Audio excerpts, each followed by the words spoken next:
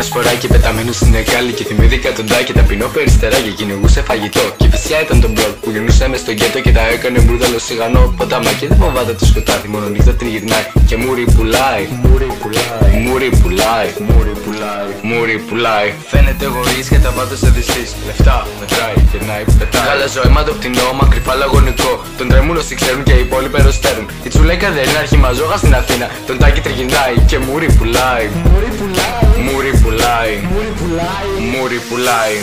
Δεν θα πέσει άμα τρέξει κι αν γλιστρήσει θα το κάνει μυστή.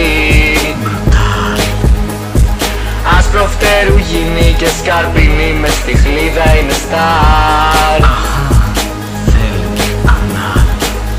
Δεν θα πέσει άμα τρέξει κι αν γλιστρήσει θα το κάνει μυστή. Ασπροφτέρου γίνει και σκαρπίνι μες στη χλίδα είναι στάρ. Άσπρες φτερούγες που πουλά λευκά. Πουλιά πολλά, μεγάλα, μικρά. Πουλιά μεγάλα, πουλιά μικρά. Μαγάτες κυνηγούν τον τάκι, τον στάρ. Για τη νυχτερινή ζωή τζογάδωρο σε απόγνωση. Μα η Κατερίνα τριγυρνά και αισθησιακά του τραγουδά.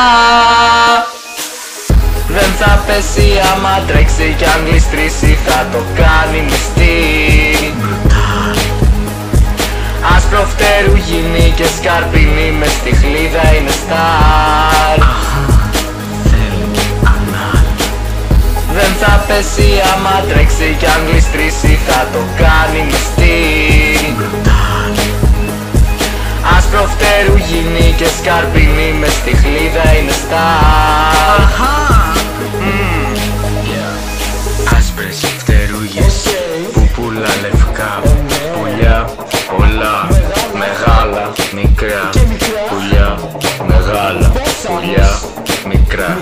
Μαγάτες κυνηγούν τον τάκι, τον στάρ.